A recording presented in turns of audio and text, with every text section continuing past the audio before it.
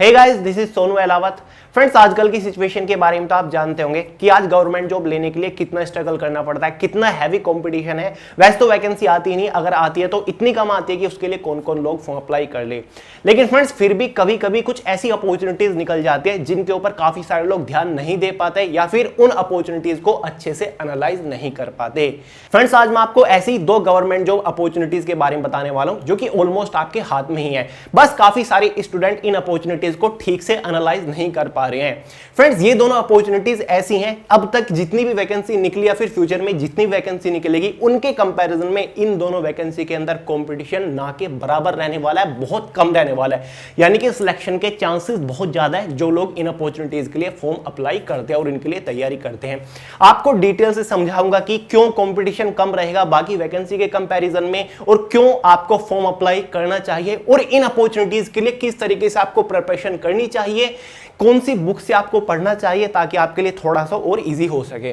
देखिए फ्रेंड्स, हो सकता है कि आप इनके बारे में अच्छे से जानते हो क्योंकि सेपरेट वीडियो दोनों अपॉर्चुनिटीज के ऊपर ऑलरेडी आपको प्रोवाइड कर ही चुका हूं।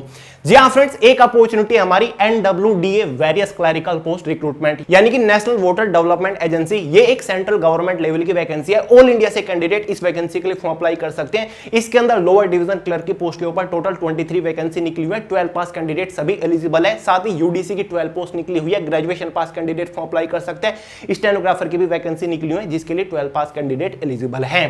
फ्रेंड्स, इस वैकेंसी में बाकी वैकेंसी के कंपैरिजन में कंपटीशन बहुत कम रहेगा। 10 मई से इसके फॉर्म अप्लाई किए जा रहे हैं और अब पता चला है कि अब तक इसमें फॉर्म सभी पोस्ट को मिलाकर टोटल 6 पोस्ट निकली हुई है। जूनियर इंजीनियर की भी पोस्ट है।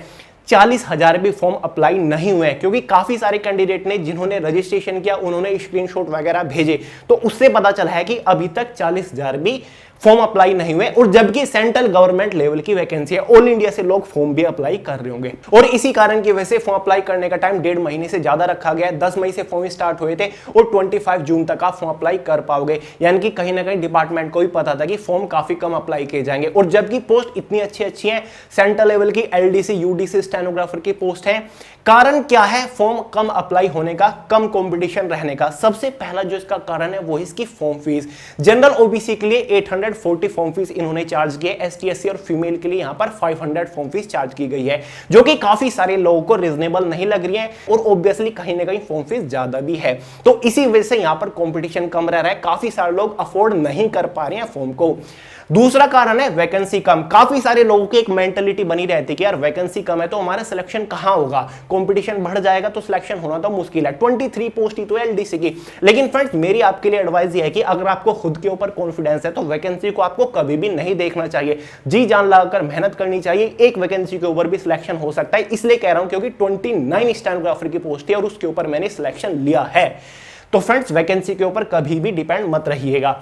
तीसरा बड़ा कारण है अननोन डिपार्टमेंट। काफी सारे लोग जानते ही नहीं डिपार्टमेंट के बारे में। NWDA क्या डिपार्टमेंट है, नेशनल वोटर डेवलपमेंट एजेंसी के बारे में नहीं जानते, कहां पर पोस्टिंग मिलेगी, मतलब डीप तरीके से एनालाइज नहीं किया। इसी वजह से फॉर्म अप्लाई नहीं करते। सब लोग SSC UPSC पुलिस स्टेट के इनकी वैकेंसी के पीछे भागते रहते हैं। तो अननोन सा डिपार्टमेंट दिखा कि यार पता नहीं कौन सा डिपार्टमेंट है तो फॉर्म अप्लाई नहीं करते, हम तो GD के लिए तैयारी करेंगे। एक कारण यह भी है और चौथा रीजन यह भी है कि इसके एग्जाम पैटर्न और एग्जाम सिलेबस के बारे में मोस्ट ऑफ स्टूडेंट्स को नहीं पता क्योंकि इसके ऑफिशियल नोटिफिकेशन में एग्जाम पैटर्न या फिर सिलेबस के बारे में कोई डिटेल नहीं दी, जिसकी वजह से ज्यादातर स्टूडेंट कंफ्यूज है कि यार अगर हम फॉर्म अप्लाई कर देंगे तो पढ़ेंगे क्या, कौन कौन सा सिलेबस हमको पढ़ना होगा, कौन कौन से सब्जेक्ट को हमें कवर करना पड़ेगा, कौन कौन से टॉपिक हमें पढ़ने होंगे, क्योंकि नोटिफिकेशन में तो कोई डिटेल नहीं दी। इसी वजह से इग्नोर कर दे रहे हैं इस अपॉर्चुनिटी को और फॉर्म अप्लाई नहीं करते। देखिए फ्रेंड्स, LDC की पोस्ट है, UDC की पोस्ट है, तो ऑब्वियसली यार सिलेबस एग्जाम पैटर्न क्या रहेगा। SSC CHSL का रेफरेंस ले लीजिए क्योंकि उसी के इक्विवेलेंट तो ये LDC की पोस्ट है। उसमें आपको क्या पढ़ना होता है, इंग्लिश होता है, मैथ्स, GK, रीजनिंग पढ़ना होता है। यही तो हमारा यूनिवर्सल सिलेबस होता है जो कि मोस्टली एग्जाम में पूछा जाता है।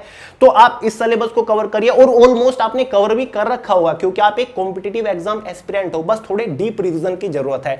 तो मेरे हिसाब से आपको ये एक्सक्यूजेस बिल्कुल भी नहीं बनाने चाहिए। ये एक अपॉर्चुनिटी है, इस टाइम के अंदर कोई भी गवर्नमेंट जॉब नहीं आ रही है, सब लोग बेसब्री से वेट कर रहे हैं। तो यार अगर आप एलिजिबल हो और थोड़े से भी इंटरेस्टेड हो और आप कहीं ना कहीं फीस को भी अफोर्ड कर पाओगे और खुद के ऊपर आपको कॉन्फिडेंस है कि हाँ मैं कर जाऊंगा, तो इन सभी एक्सक्यूजेस को अलग रखिए और फॉर्म अप्लाई करिए और प्रिपरेशन करने में लग जाइए। जैसे ही कोविड की सिचुएशन कंट्रोल में आएगी, एग्जाम होगा और आप सिलेक्शन ले लोगे, क्योंकि बाकी वैकेंसी के कंपैरिजन में कंपटीशन कम रहेगा। रीजन मैंने आपको बता ही दिया है। 25 जून तक इसके फॉर्म अप्लाई किए जा रहे हैं। बेस्ट बुक के बारे में आपको आगे बता रहा हूं, पहले बात कर लेते हैं सेकंड अपॉर्चुनिटी के बारे में, जो कि है DSSB various clerical post recruitment 2021।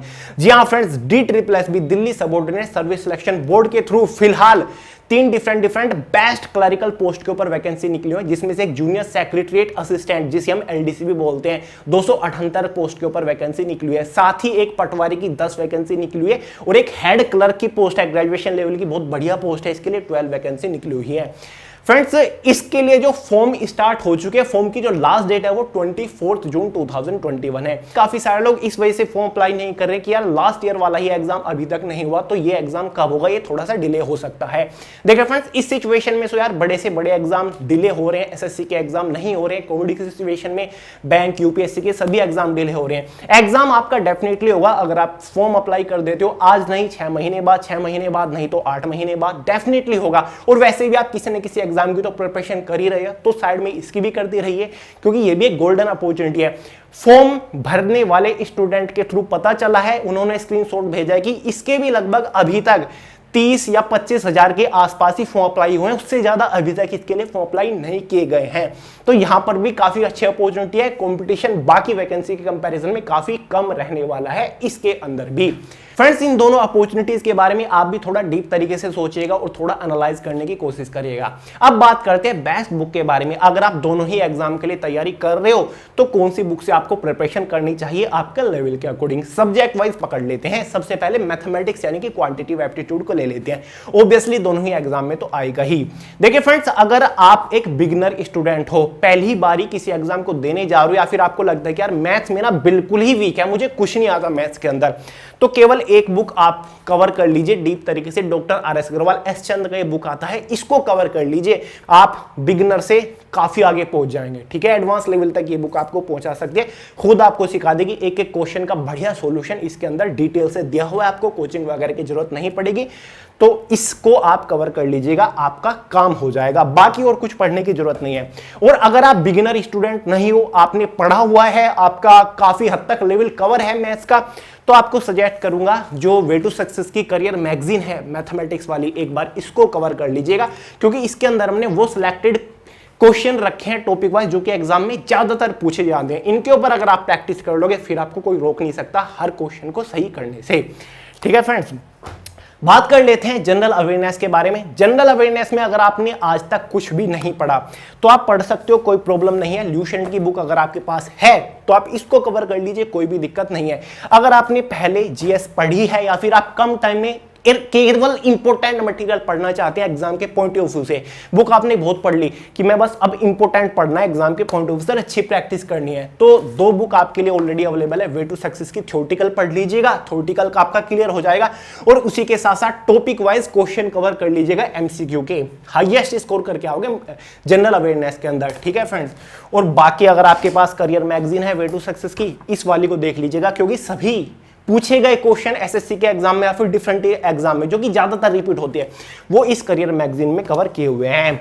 बात कर लेते हैं थर्ड सेक्शन के बारे में जो कि इंग्लिश है। इंग्लिश के लिए चाहे तो आप SP बख्शी अरिहंत का बुक कवर कर लीजिए, या फिर आप जो फर्स्ट वॉल्यूम है पैरामाउंट का इसको अच्छे से कवर कर लीजिए, या फिर नीतू सिंह मैम वाला जो बुक है KD कैंपस का, बढ़िया बुक है। दोनों ही इनमें से कोई भी एक बार डीप तरीके से पढ़िएगा, नोट्स वगैरह बनाइएगा, आपका काम हो जाएगा। और अगर आपका इंग्लिश का लेवल काफी हद तक क्लियर है, आप चाहते हो कि मैं एडवांस लेवल तक एग्जाम के लिए 100% प्रिपेयर होना चाहता हूं कम से कम टाइम में, तो जो वे टू सक्सेस का करियर मैगजीन है इंग्लिश वाला, इसको कवर कर लीजिएगा। टॉपिक वाइज सभी एग्जाम में पूछे हुए क्वेश्चन इसमें रखे हुए हैं, प्रैक्टिस के लिए बेटर है। बचा हमारा रीजनिंग सब्जेक्ट। रीजनिंग के लिए कोई भी बुक पढ़ लीजिए, ठीक है। Reasoning easy to moderate level का आएगा, चाहे आप अरिहंत का SK झा पढ़ लीजिए, जय किशन प्रेम किशन का पढ़ लीजिए, या फिर मास्टर रीजनिंग के लिए आप कोई भी बुक पढ़ सकते हैं, या फिर आप केवल अगर वे टू सक्सेस का ही मैगजीन कवर करते हैं तो भी बेटर है, क्योंकि इसमें ज्यादा से ज्यादा रिपीटेटिव क्वेश्चन रखे हुए हैं टॉपिक वाइज, तो आपका काम काम हो जाएगा। जो मैं आपको ये बार बार मैगजीन बता रहा हूं ना, ये पूरे सेट में ही आता है। अमेजोन फ्लिपकार्ट पर जब आप जाओगे तो चारों ही आपको एक साथ मिल जाएंगे, काफी अफोर्डेबल है, चारों ही सब्जेक्ट के एक साथ मिल जाएंगे, आप परचेज कर सकते हो, कोई प्रॉब्लम नहीं। बात कर लेते हैं लास्ट सेक्शन के बारे में, जो कि DSSS में हिंदी सब्जेक्ट भी है। तो हिंदी के लिए यार आप ल्यूसेंट बुक पढ़ लीजिए, और कुछ जरूरत नहीं है, ये आपका काम करा देगी। 2 महीने के अंदर आप इतने बेटर तरीके से प्रिपेयर हो जाओगे सभी सब्जेक्ट के लिए कि आप सोच भी नहीं सकते, अगर आप इन बुक से खुद बैठ कर भी प्रिपरेशन करते हो। तो आपको प्रिपरेशन करने किस तरीके से है, पहले तो टारगेट करिएगा जहां जहां पर आप वीक हो, जिन जिन टॉपिक में आप वीक हो, अपना बेसिक कॉन्सेप्ट अच्छे से क्लियर कर लिए। सभी टॉपिक आपने पढ़ लिए, जैसे ही आपका पूरा सिलेबस एक बार अच्छे से कवर हो जाए, उसके बाद आप टॉपिक वाइज ज्यादा से ज्यादा ऑब्जेक्टिव क्वेश्चंस के ऊपर प्रैक्टिस करें, जिससे आप एग्जाम के लिए प्रिपेयर्ड हो जाओगे। उसके बाद लास्ट दिनों में जब एग्जाम नजदीक आ जाए, या फिर आपका पूरा सिलेबस कवर हो जाए, थ्योरेटिकल भी और ऑब्जेक्टिव भी, लेक्चर वगैरह भी, आप कॉन्सेप्ट क्लियर कर लो, फिर आपका काम है मॉक पेपर के ऊपर काम करना। आपका क्वेश्चन होगा कि भैया DSSS के लिए तो मार्केट में मॉक टेस्ट अवेलेबल है ही नहीं, NWDA के लिए भी नहीं है, तो कहां से मॉक पेपर?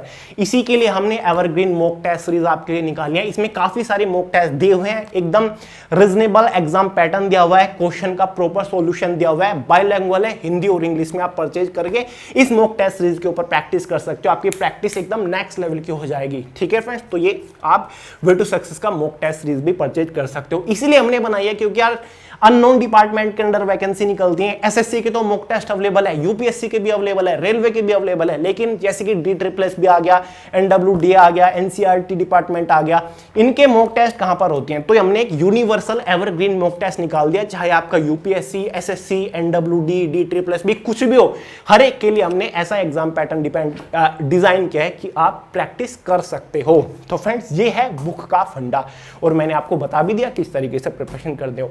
ज्यादा पढ़ने की भी जरूरत नहीं है, अगर आप डेली 4-5 घंटा प्रिपरेशन कर दे रहे हो तो आसानी से आप इन दोनों अपॉर्चुनिटीज को निकाल के ले जाओगे। इन दोनों के लिए फॉर्म अप्लाई करिए, और बाकी जितनी भी अपॉर्चुनिटी आती है फ्यूचर में, SSC की वैकेंसी आएंगी, या फिर आप SSC GD की वैकेंसी आएंगी, UPSSC के थ्रू आएंगी, उनके लिए भी फॉर्म अप्लाई करते रहिए, तो कोई प्रॉब्लम नहीं है। बस आपको ये कहना चाहता हूं कि यार ये जो 2 अपॉर्चुनिटी है, इनको हाथ से मत जाने दीजिएगा, क्योंकि बहुत बेनिफिट आपको मिल सकता है इस टाइम में। तो चलिए फ्रेंड्स, आज की इस वीडियो में इतना ही था। पसंद आया लाइक करिएगा, दोस्तों शेयर करिए, चैनल को सब्सक्राइब करना मत भूलिए। मिलते हैं अगली वीडियो में बहुत जल्द, तब तक के लिए जय हिंद।